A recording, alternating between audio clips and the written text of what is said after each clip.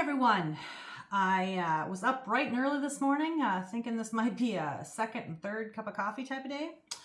But it's been interesting the last few weeks, probably monthish or more.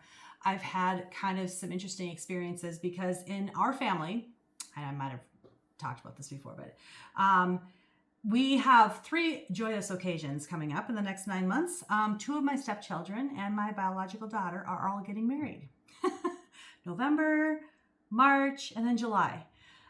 So yeah, basically once November starts, all the craziness, is just going to keep rolling downhill. So I've had the interesting experience of watching what it takes. Like, I've increased my insight into understanding how genuineness, I think it's a word, creates safe spaces for people. Excuse me. It's been interesting to watch the different relationships and how they've kind of been between all of the people involved in this process, right? Excitement's everywhere. Our checkbook is showing the signs. Yeah, 2 wedding dresses. Woofda. Thank God it's no longer a cultural norm for the bride's family to pay for the weddings because, we'd be in serious trouble because weddings are not cheap nowadays.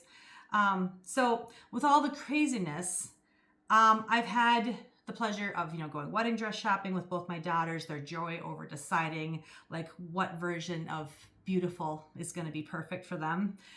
It's infectious, also expensive.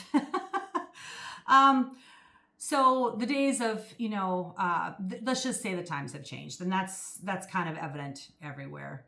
But it was interesting because I got to watch like the real people involved in this process and their relationships with my daughters. Friends, birth mothers, stepmothers, grandparents, siblings, like they have all been involved, and there's been a lot of different ideas, emotions, expectations, fears, like the whole thing is kind of like shown up. As I've been kind of watching people. I was one of the mothers. I'm along for the ride while shopping, both in the biological and step category. So I was kind of witness to how relationships can be either forged or damaged. And they can become hesitant and uncertain if they've been damaged in some way. There can be a need to manage situations. Sounds tedious, right? Yeah, it is. It's actually quite exhausting for the people in the group, because some people take offense easily or expect to have certain leverage that maybe they haven't earned. So I've kind of watched this whole thing play out. Boundaries can be hard to maintain. Some of the boundaries that I watched my kiddos kind of implement with certain people, they were tested, especially in situations like this, where you are out in the public eye. It's a highly emotional situation. Opinions are plentiful. Past and present, like resentments, can rear their ugly heads in this. Difficulties in regulating emotions that are kind of always present, but can be pretty obvious when you get into something like this. Where's this all going, right? What am I talking about all this for? These situations are where our real identities come to light. Our confidence in who we are and what Christ has done for us and who he has made us. Our pride, self-doubt, selfishness, lack of insight into ourselves and others, and our own history of behaviors and addictions in some cases, and neglect, of certain people, that's cost us. Unfortunately, it's not usually obvious to the actual person who's burnt these bridges.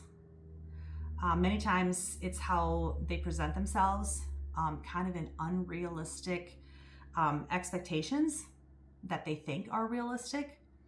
That kind of becomes the issue. So boundaries in these situations can become really ugly. What is the cost of fakeness? that's what I called this devotion today. What's the cost of fakeness? Because that's kind of what it comes down to. And I'm going to read a couple pages in my previous book called Up, which is also, I wrote this one before I wrote Alive, but I've given Alive more airtime.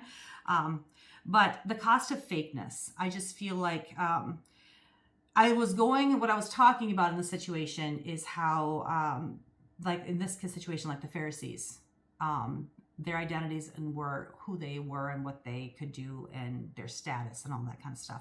So that's this part of the book. So I'm just going to read this little section here. In Jesus' world, the Pharisees were the ones who had allowed their crowns. I'm always talking in this book about how Jesus gave you a crown when you accepted him as Lord of your life. And keeping that crown on our heads. Sometimes we don't lose our salvation, but it's really hard to follow him and to keep that crown from slipping wonky because we're always kind of up to something, right? So that's the crown in reference here. So the Pharisees are the ones who had allowed their crowns to slide and maybe even had taken them off and given them a chuck into the weeds. Or maybe they were just constantly off their heads because they were admiring them, spit shining them, talking to everyone about how good they looked in them. The brand of worthiness Jesus was offering wasn't good enough for them. They would rather have the fake one that the guy who talks trash in our ears was offering, Satan. Pride has a reputation for weakening people or wrecking people and their relationships. The Bible has a lot to say about pride. I won't read all the verses I have in here, but there's a couple. Proverbs 16:18, pride goes before destruction, the haughty heart before the fall. James 4:6, but he gives more grace. Therefore it says, God opposes the proud and gives grace to the humble. Proverbs 11:2, when pride comes, then comes disgrace, but with humility comes wisdom. So pride is not an attitude Jesus finds attractive. Have you ever been drawn to someone who exhibited pride, possibly at first? If it initially came across as confidence, probably. But the more you rub shoulders with this person, the more it became apparent and it was kind of ugly. How did this relationship go for you? Didn't last long? It shouldn't have. If you have any sort of healthy boundaries for the health of yourself and those you love, you are kind to this individual, but also take care to put a bit of space between you. There are many resources, not just Bible related, that have an understanding of what pride can do to you. These are just quotes from other people who aren't even, I don't think they promote to be a Christian or following Jesus. But pride is concerned with who is right. Humility is concerned with what is right. Ezra Taft Benson. Pride eradicates all vices but itself. Ralph Waldo Emerson. Most of the trouble in the world is caused by people wanting to be important. T.S. Eliot. One last one. It was pride that changed angels into devils. It is humility that makes men as angels. St. Augustine. So pretty strong words from both the Bible and some pretty influential people. I think we can drown any ideas that being prideful is the way to becoming the child of the king you were designed to be. Pride appears to take away confidence, not give it more. This sounds backwards, but it really is true. How many proud people actually have you seen that have a healthy self-esteem or confidence? Maybe it seems to be a cover-up for what's not there, the ultimate form of gaslighting yourself. Usually these proud people spend more time clucking around like my chickens, trying to convince everyone that what you see is the real deal. I would have a hard time believing that most of us have not fallen victim to a scam at one time or another. Usually we have gotten wiser and hopefully less gullible. So why the side trip down Pride Lane?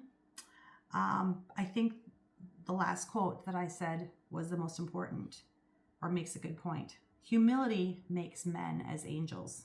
Humility is the cornerstone where Christ starts to build us into the beautiful masterpiece that he was thinking of all along. It doesn't sound very glamorous, does it? It doesn't sound like you're trying very hard. It sounds like you're being unmotivated, making excuses for not driving yourself harder, procrastinating, like you don't want it bad enough. You're not trying to be a self-made man or woman. You're right. You're not trying to be a self-made man or woman. You humbly accept that you cannot, but Christ can make you into the Christ-made man or woman that is the masterpiece in his eyes.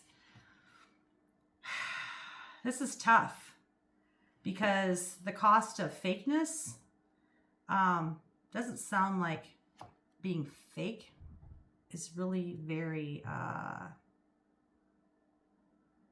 doesn't make you look very great. It doesn't draw people to you. There's a couple things I love in here. Pride is concerned with who is right. Humility is concerned with what is right. Yes. If you look back at your own life, has being right ever had a negative effect on you and on others?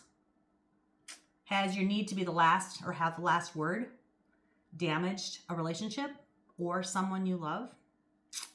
Has making sure that others knew that you knew the stuff and things caused others to back away from you? Because you've been beating them over the head with it? Sounds gross, right?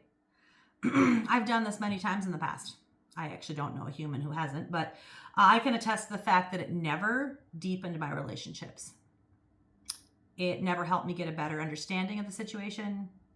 It never grew empathy in me to soften others' pain. None of the things needed to build a relationship that lasts, to be a decent person or follow Christ's example, were present when I was in this mode. Any of this hitting for you? The second thing I wanted to highlight from this reading is pride appears to take confidence, almost wore that, away from you. Pride appears to take confidence away from you, not give you more. Doesn't that seem backwards? Why would exhibiting pride make you appear less confident and not more confident? Because it takes a certain type of person with some serious identity, self-confidence issues to be able actually to step on someone else's head and push them down. It takes a seriously disturbed person. For the insightful people in the room, this will appear what it is. A person banging around, looking for attention, to feel powerful, to be noticed, to have others think they're really something. That's the person who pushes, puts their foot on someone else's head. Does this bring up a picture of power to you? Is the noisiest person in the room the most powerful? When the boss walks through the office, does he or she announce himself, herself with loud, obnoxious talk, putting down everyone in the cubicles along the way to their office? I guess this could be the case. But I would like to think that any self-respecting people in this room would not be there working for long. A self-respecting person would walk away from this environment and find another office where there's a healthy vibe going on in it. I have an example in my book, this book again, of my chickens clucking around. If you ever have, if you've never had chickens, you cannot imagine the trumpets that sound that go off when they're laying an egg. Oh my gosh. For 10 minutes, sometimes, they will loudly cluck and herald the fact that they have created a great feat and everyone should come look. At least I'm assuming that's what they want. My husband and I have sometimes it yelled at the coop, shut up. It's obnoxious. They won't stop. It's like, we hear you. We know. Thanks. Just stop. You're driving us crazy. We know people like this. Some of them are loud, up in your face, and others are more subtle. They're working kind of behind the scenes, the manipulative type, undermining others. They're kind of the kings and queens of the most passive-aggressive dialogue. So where's all this heading? What does it cost to be humble? God has all sorts of things to say about the humble as well in the Bible, right? Proverbs 22:4. The reward for humility and the fear of the Lord is riches and honor. 1 Peter 5:6. Humble yourselves, therefore, under the mighty hand of God, so that at the proper time he may exalt you. Psalms 149:4. For the Lord takes pleasure in his people. He adorns the humble with salvation. Last one, John 3:30. He must increase, I must decrease. Can you know in your heart that Jesus is the only slow clap you need? Is it okay to be unnoticed in the background, but present to support those you love? That silent, steady influence that another person knows is there. But you don't have to herald your presence. You're the only one who silently enters to fill the dishes at the buffet, but is largely unnoticed and not around to give any credit to. This person that people turn to in trouble because they have shown up in good times and bad and know everybody else knows that they can be counted on. This humble person who doesn't need to be in front, but sometimes has led from the back. Behind the scenes, shoring up the cracks, taking care of issues before they become problems, full-blown problems. Which two of these people actually sounds more powerful? The clucking chicken who needs everybody to notice them, or the person who is leading from the back? Doesn't need anybody to notice them, to know who they are. This is kind of funny. You know, the silent but deadly SBD, we normally talk about that related to human gas, right? Maybe not the greatest analogy, but this is how gas works. That is why you have a carbon monoxide detector in your house, because gas has limited ability to be seen or heard. It can be smelled, but like if you're asleep or something, you're never going to notice it. When you're not ready for it, you're not going to notice gas. You're asleep and it silently affects you. Some people's gas, yes, also has that effect. But the humble person in the background has this power. They're almost like they're the gas in the room. They're present, dependable, powerful in their own strength. But for many, this is Christ's strength flowing through them. If you're powerful in Christ's strength, you don't have to worry about your own strength, because our own strength's never enough. We'll never feel like we're enough. The power of Christ can flow through you when you allow him to be the only one you're out to impress. No one else's opinion matters. That sounds prideful in itself, but it's really not. If you're out doing stuff because you just know that this is where God has you, and you don't need the slow clap, you don't need anybody to notice you, you only care what Christ thinks of you, that's power. His identity becomes yours, and you are okay with whoever tries to undermine you and backstab you. You're kind of beyond caring. Let them think what they think, right? Because actually, their opinions really don't matter. So think about that today. I've had the experience of having to kind of like process through this a few times in the last few months, but you know what? I think this is a normal daily occurrence for many of us. And a lot of us have spent a lot of time trying to kind of like wade through it and defend ourselves and all that kind of stuff. I don't think you really need to. Christ's the only slow clap you need. Have a good rest of your day.